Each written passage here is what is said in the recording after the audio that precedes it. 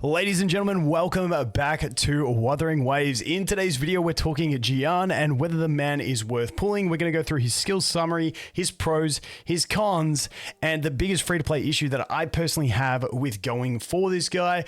But before we get into any of that, we are continuing our giveaway series. So this video is going to be a $100 giveaway. Be subscribed, leave a comment, you'll go into the draw. We'll announce the winner about a week away. And this is the third giveaway we're doing in this series. So we've got two others ongoing at the moment if you want to go ahead and enter them on the channel as well. But yeah, let's get into his skills. Once again, this is a very TLDR version of his skill summary because the skills are so complex in this game, it is ridiculous. But basically, he is an ult focused unit, meaning that he does most of his damage inside the window where he is in his ult transformation. Most of the main DPS in the game are like that as well at the moment. So he's going to use his ult and then he's going to deal most of his damage. Then he's not going to do too much again until he gets his ult back up. His main damage source is going to come from heavy attacks. The reason for that being is after he uses his ult, his basic attacks and a bunch of his other attacks are converted into a different named heavy attack, which basically what they do is it's like a wide AoE and the dragon comes out and it juggles enemies and does really wide AoE damage. And that is where the majority of his damage comes from, is those heavy attacks. Now his forte circuit, if you don't know what the forte circuit is, I hope I'm saying that word right. I don't know. I mispronounced a lot of shit in this game, so I do apologize, but it is what it is. So his forte circuit is like the resource bar that he has. Now this resource bar, it's called resolve, and as you build it up, you can spend it when using his skill to increase his skill's damage, is essentially the basics to it. Now it has more interactions when his ultimate's active and stuff like that, but essentially it's got, I believe it's 60 resolve that he can have, and you can spend up to 30 to increase the damage of his skill. So you're going to want to be using his skill with resolve up, and that is the basic gist of the way he plays. He is a fairly simple character to play because once again, you're getting into that ult and then you're just spamming some left clicks because his basic attacks become his main damage. So he is a very user-friendly unit in that you just go ult mode, you spam, everything is getting hit and everything is getting juggled. If you played like some of the 4-stars who are a bit more niche and narrow on their range, and then you jump into this guy, it's going to feel ridiculous. So let's go through his pros first of all. High damage. He does have one of the highest damage in the game at the moment. The closest in comparison to him is Calcharo, which if played in the right team with optimal rotations, which is much harder for Calcharo, it's a toss-up between the two, so it's going to come down to the player, the team, the investment, stuff like that. But he is a very high damage unit in general. As I mentioned, he is pretty easy to play. The fact that he is a really cool character that you can basically just go ult, let's juggle, boys. It's a pretty good effect and it's a pretty handy one to have. So I do appreciate ease to play, especially for new players trying to learn the game.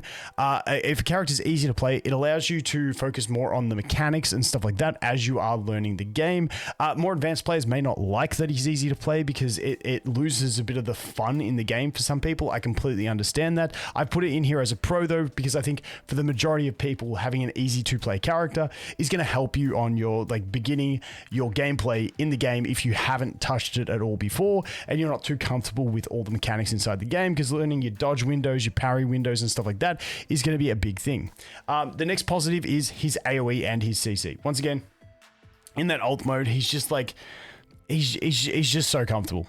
You're just getting that big AoE damage, hitting everything in range, which is a pretty decent range, and also juggling them as well if they're little enemies. It's fantastic. The next one is good 4 stars on banner.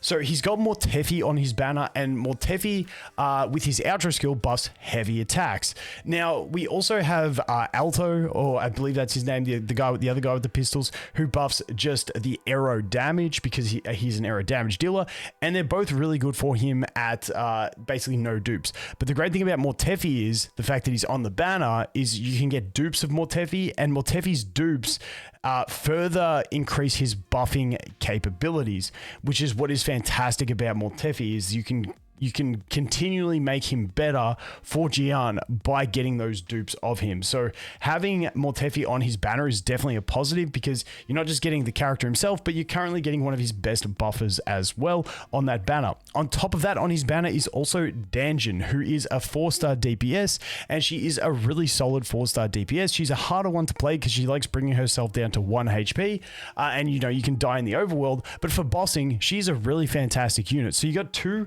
really solid units to go ahead and aim for on his banner, whilst also trying to get him. Obviously, it's all RNG based. You're not guaranteed to get these 4 stars, but just know that there are some decent ones if you are pulling on his banner. It does have a bit of decent value. Now, I don't recommend 4 stars being the main reason that you pull on a banner. It's just one of those added things that we're throwing into the mix on the pros for pulling for him.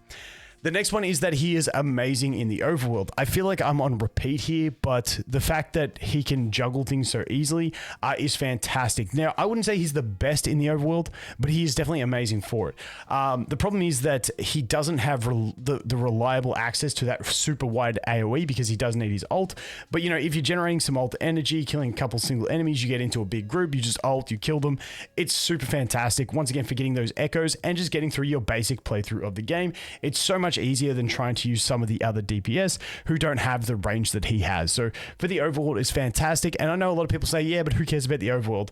I think, like, especially if you're going to be a sweaty tryhard that's going to farm a bunch of echoes, it's super handy to have that, because it does really change the pace of your echo farming, and there's a lot of echo farming that you can do every day. So if you are going to sweat hard on echoes, having a character who is good at that is actually really handy in the early game. The final pro that I've got on this list is he's got a cool ass dragon, because like the dragon is wicked. I love the dragon he brings. I love any character like that. So once again, a pro is always going to be if you like the character's design. A con is going to be if you don't. For me, his design is a pro. For you, it may not be, but I had to put it on there. So moving on into the cons, and don't look at the cons and say, oh, he's only put 2 cons down, I must pull him. I'll explain everything at the end. The main con for him in his damage sense, like I've mentioned through other things, is that he's ult dependent. So when he's not in his ult window, he doesn't quite have the same utility that he has during his ult window, which is definitely a negative for him. But, if you're looking at optimal team building and team rotations, you're only going to be bringing him in for his ult window. And so you can actually mitigate that con. It's more of a con in the overworld and stuff like that, where, you just want to leave him in and just kill shit quickly. And the next one is prone to power creep. Now, this is the biggest one for me, because when we look at him, he is a raw damage dealer, and he is the first rate up banner raw damage dealer. And traditionally in these games, and I can't speak for this game, so this one is speculation. So don't take it that yes, he's 100% getting power crept, but from what we've seen in these games, they need to make money. They always end up pushing new characters up higher, and because this guy is just raw damage, I feel like that is a con for him. Now, the fact that he does have that AoE, that control, that style of thing, maybe he will have longevity of use for that. Plus, if we have enemies weak to arrow, he's going to be a DPS, so you got to get through a lot of power creeps before he's completely gone. But as like your number 1 main DPS, he's not far away from getting overthrown, because he's just that first, rate up banner DPS unit. If we look to someone like Jiyan, who is going to be the next banner we know after about 3 weeks of the game being out, she's not only a damage dealer, but she's like a supportive damage dealer who can buff electro damage and ultimate damage, which is a great thing to have, because you're not only a damage dealer, you're also a buffer, but you're also a really good buffer and pretty much the best buffer in the game, especially if the unit you're buffing is going to be electro. So I think that kind of thing in itself, Jiyan, who is the next banner, has definite much more longevity and less prone to power creep than something like this guy. And I think that is the main con you need to consider when pulling this guy on whether you want to. Once again, I'm not going to say in 3 banners time he will be power crept. We do not know. It's just a general trend that happens in these games, where these characters are always seen as the must-have unit. Normally the content is tailor-made towards whatever the rate up character is to make them shine, to make them more enticing, to make people spend. And then once we get a new rate up character that's a raw DPS, the content will be catered towards them, plus they'll probably be on a little bit of a power creep. Now, once again, I can't guarantee that will happen, but that is just one of the things we often do see in these games. So it's the biggest thing that you need to consider when pulling for him. So, with all that out of the way, It is now up to you to make your decision. Once again, I think he is a good unit, but I do also think in general, due to that prone to power creepness, that would be the biggest reason that I personally would not be pulling him. I may still pull him myself because I love the dragon. I think it's really cool. But you know, I have my own standard banner units that I really want to play with and get used to and build some teams around those.